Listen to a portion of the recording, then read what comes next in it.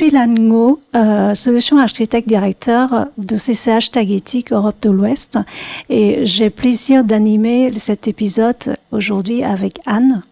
Oui, bonjour à tous, je suis Anne Massé, je suis la directrice avant-vente de Tagetik France. CCH Tagetik, nous appartenons au groupe Wolters Kluwer. C'est un groupe néerlandais fort de plus de 180 ans d'histoire qui sert plus de 2000 clients dans plus de 180 pays. Wolters Kluwer est coté à l'Eurostoxx 50, c'est-à-dire les 50 plus grosses capitalisations boursières européennes. Et au sein de Wolters Kluwer, CCH Tagetik, nous faisons partie de la division Corporate Performance et ESG et nous proposons une solution de consolidation statutaire, consolidation de gestion, reporting réglementaire, élaboration budgétaire et planning. Et nous avons le plaisir aujourd'hui d'être accompagnés de Camille Métro de la Motte. Bonjour, je suis ravie d'être ici présente. Donc aujourd'hui, je suis Camille Métro de la Motte, je suis directrice de projet et responsable de la BU Tagetik chez Reportwise. Reportwise, c'est une société qui a été créée en 2009, aujourd'hui qui compose une centaine de consultants. On réalise un chiffre d'affaires d'à peu près 13,9 millions. Et récemment, nous avons intégré un plus grand groupe qui est le groupe Avale, qui est un groupe d'origine italienne et qui est spécialisé dans la transformation numérique. Reportwise, aujourd'hui, nous offrons un certain nombre de services dans tout le pilotage de la performance et notamment sur la consolidation statutaire, la planification, l'analyse financière, mais aussi sur des sujets comme l'extra-financier, évidemment, et bien d'autres encore. Aujourd'hui, en fait, ça fait maintenant depuis 2012 que nous sommes partenaires Gold de Tagetik et nous réalisons un certain nombre de projets depuis donc 2012. Notamment, plus récemment, nous avons participé à l'amélioration du Starter Kit de Tagetik. Merci Camille d'être avec nous aujourd'hui. Alors, par rapport à notre première conversation avec Patricia, donc si jamais vous n'avez pas encore écouté l'épisode, je vous invite à l'écouter. On a discuté avec Patricia sur les enjeux récents et futurs des directions financières et plus particulièrement des consolideurs. Patricia nous a partagé un point, c'est la nécessité pour les clients d'aller plus vite et gagner en productivité sur les projets d'implémentation ou changement d'outils de conso. Et le Starter Kit conso semble être un facteur vraiment important. Camille, comme tu as travaillé depuis de nombreuses années sur les projets d'implémentation et de changement d'outils, que ce soit juste consolidation ou aussi conso et gestion, est-ce que tu peux nous partager ton point de vue par rapport aux bénéfices qu'un Starter Kit de conso peut apporter sur ces projets Alors oui, avec grand plaisir. Alors, en termes de bénéfices, en fait, on peut en trouver un certain nombre. Il y en a vraiment de multiples, mais je vais essayer de me focaliser sur quelques-uns d'entre eux. Le premier, tu l'as dit, c'est vraiment un accélérateur de projet. Alors, en quoi c'est un accélérateur de projet ? Tout simplement, en fait, on part d'un canevas et ce canevas, il a été éprouvé. Il permet justement d'avoir déjà des règles de consolidation statutaire qui sont déjà réalisées, mises en place, des états de saisie, des états de collecte. Et en fait, ce canevas, eh bien, c'est là que ça devient intéressant, c'est parce qu'il a été fait aussi de façon à ce qu'il puisse être adaptable. Et donc, pour les clients, ça va être intéressant justement de se retrouver dans un starter kit qui va leur permettre d'aller beaucoup plus vite plutôt que de partir d'une feuille blanche qui serait bien plus compliquée et bien plus laborieux.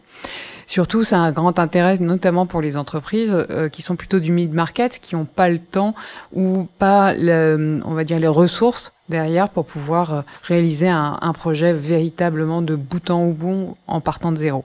Ensuite, un autre élément, c'est la gestion du risque. En fait, pour un consolideur, finalement, se retrouver avec un starter kit qui est déjà bien éprouvé, eh bien, permettra justement de se poser moins de questions sur la capacité de l'outil à réaliser des traitements qui sont spécifiques pour la consolidation statutaire, avec des calculs relativement complexes. Et donc, ça rassurera aussi le consolideur de se retrouver dans une situation où finalement tout a été déjà bien packagé ou bien cadré. Ensuite, un autre élément, c'est finalement dans le starter kit, il a été fait depuis un certain temps et on a cherché tous à rassembler en fait les meilleures pratiques, notamment en termes de paramétrage à l'intérieur de l'outil. Donc ça, c'est assez important et essentiel de se le rappeler. Effectivement, on voit avec toi l'intérêt d'avoir un starter kit comme accélérateur de projet, hein, comme tu viens de le dire. Également la gestion du risque. Ça permet également d'avoir de bonnes pratiques, hein, puisque le starter kit va rassembler les meilleures pratiques de l'outil. Est-ce que par contre, il n'y a pas un risque que le starter kit soit éventuellement trop rigide?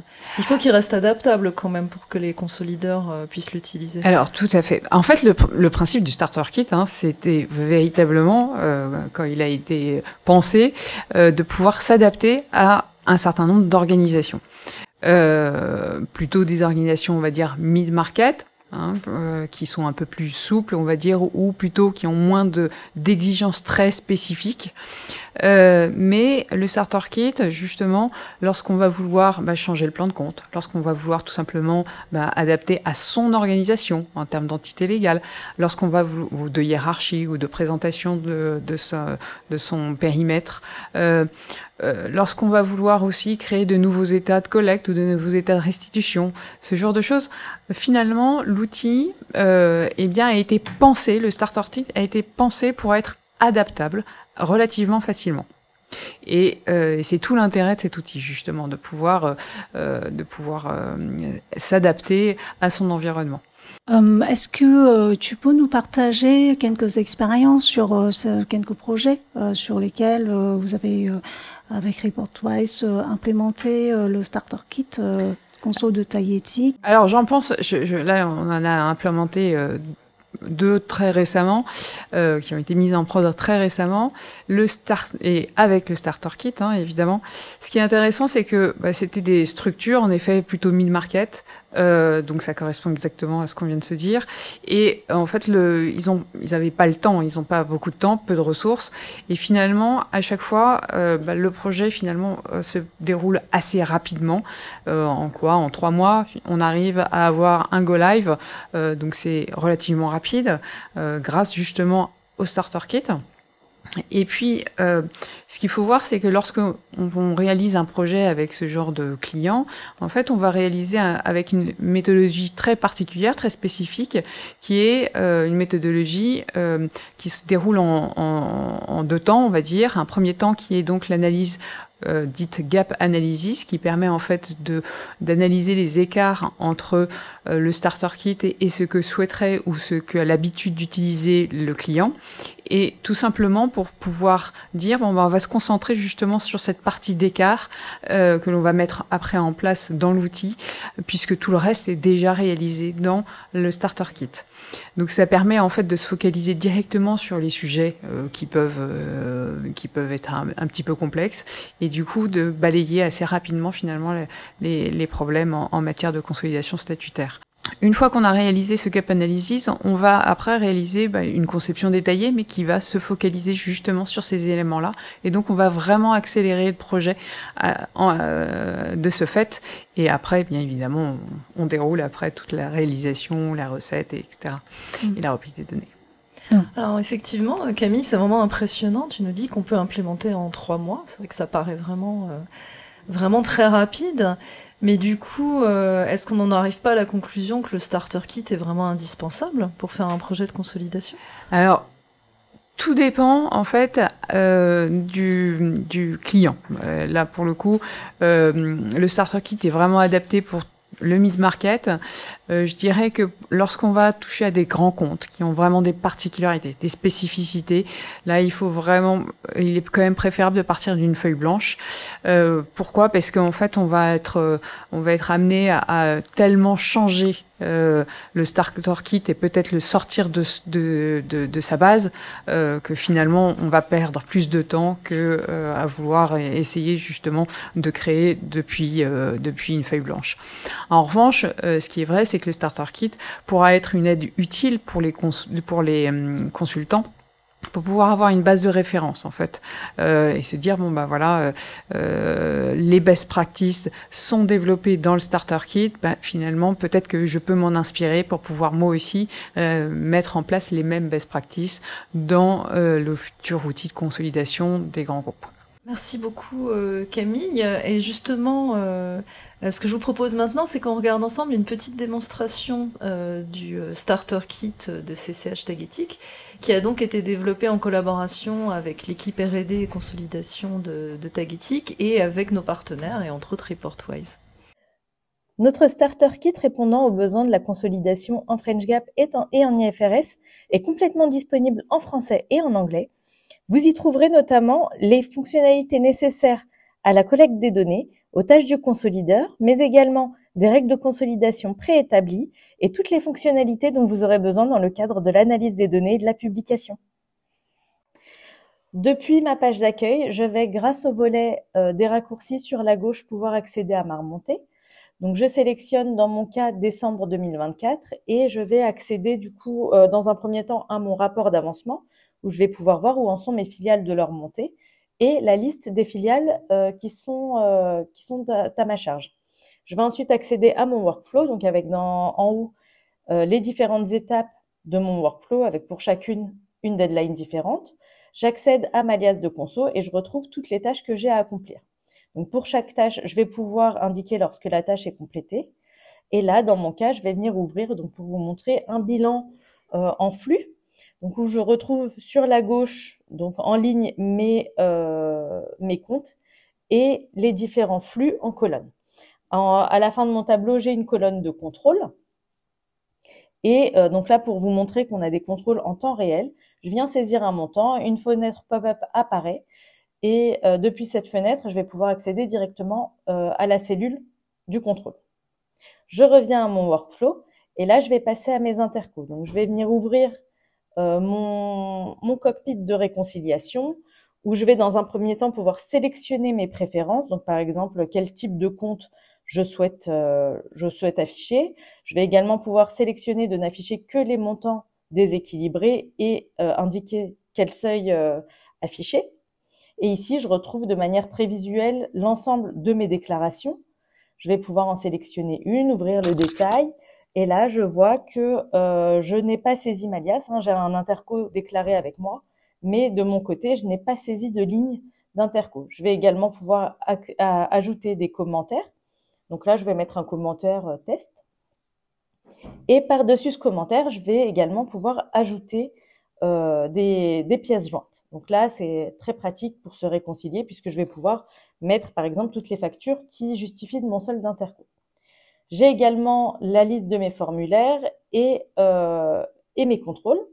Donc là, je lance mes contrôles. J'ai la liste de mes contrôles que je peux retrouver, voir lesquels sont bloquants ou non bloquants. Et je vais également avoir mes contrôles sous forme de graphique. Là, je suis au niveau entité, donc je n'ai qu'une entité, mais au niveau groupe, j'aurai l'ensemble de mes filiales. Je reviens ensuite et je vais pouvoir maintenant soumettre ma liasse. Ici, plusieurs modes de présentation du workflow, donc sous forme d'icône, sous forme de liste de documents ou sous forme de fonction du Starter Kit. Je viens ici ouvrir mon journal d'écriture. Je retrouve sur la gauche les en-têtes de mes écritures et sur la droite le détail des lignes de mes écritures. Les écritures peuvent être validées ou sous forme de modèle. J'accède ensuite à mon dashboard où je peux voir de manière très visuelle si les écritures sont équilibrées ou pas et si elles sont postées ou pas. Ici, par exemple, sur 6 écritures, 2 de mes écritures n'ont pas été postées. Je passe maintenant sur Excel et là, je vais voir sur la gauche la liste de mes états, des différents états qui sont disponibles dans le Starter Kit. donc état de saisie et de restitution. J'ouvre un bilan consolidé. Je sélectionne un montant sur lequel je fais un double clic et là je vais pouvoir driller, donc soit en faisant un drill sur les en-têtes, où je vais pouvoir ensuite driller sur les numéros d'écriture ou en lançant comme ici un drill au niveau le plus fin. Mon drill s'ouvre et là je retrouve le détail de ma cellule avec le montant, la nature d'écriture, l'origine, mais également l'utilisateur qui a modifié le montant et la date à laquelle ça a été fait. Donc on a observé que le Starter Kit est quasiment indispensable pour gagner du temps sur les projets, notamment pour les clients mid-market, et peut servir comme base de référence pour les clients grands comptes, même si on part d'une feuille blanche. Donc tout ça, ça se décide au moment de la conception, j'imagine. Merci beaucoup Camille, merci Anne d'avoir partagé cet épisode avec nous. Si vous voulez retrouver Camille et Reportwise, vous allez retrouver donc les contacts nécessaires dans les notes de l'épisode. Et nous allons vous retrouver très rapidement pour un nouvel épisode de Radio Conso saison 2.